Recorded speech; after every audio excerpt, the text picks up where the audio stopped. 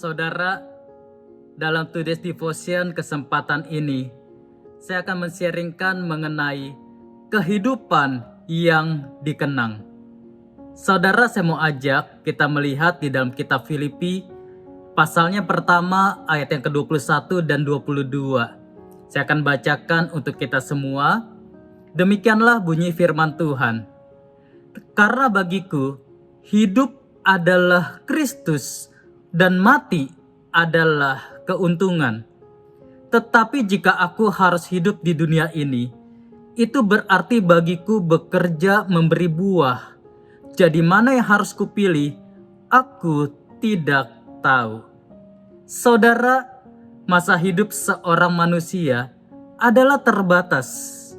Bahkan Alkitab pun berkata, masa hidup kita adalah 70 tahun. Kalau kita kuat adalah 80 tahun. Saudara, saya tidak pernah melupakan sebuah peristiwa yang terjadi di dalam kehidupan saya.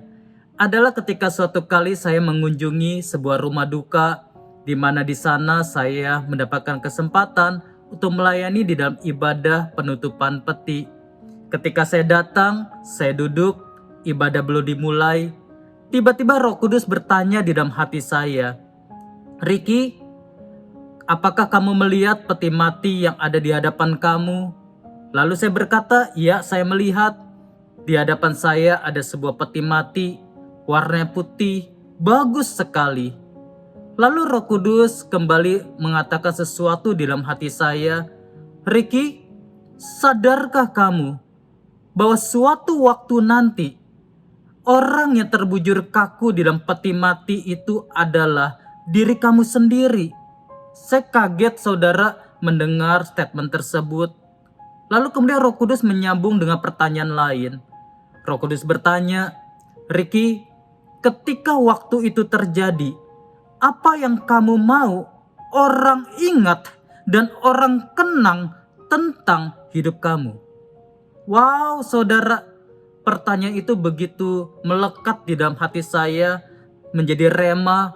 Terus saya ingat dan terus membuat saya terus berpikir, merenungkan tentang kehidupan saya.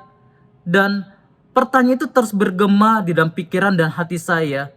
Kelak nanti ketika kehidupan saya berakhir di dunia ini, apa yang saya mau orang ingat dan kenang tentang kehidupan saya?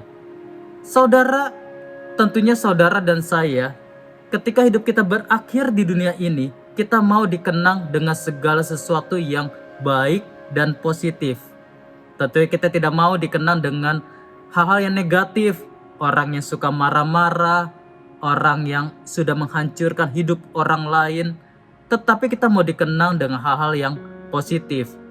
Oleh karena itu, saudara, selama kita masih punya kesempatan untuk hidup, mari kita bekerja memberi buah. Yang namanya buah baru dikatakan bermanfaat ketika buah tersebut bisa dinikmati oleh orang lain. Orang lain bisa merasakan manisnya buah kehidupan kita. Orang lain bisa merasakan lezatnya kehidupan yang kita hasilkan. Saudara, yang paling menakutkan dari sebuah kehidupan bukanlah kematian, tetapi kehidupan yang tidak memiliki arti.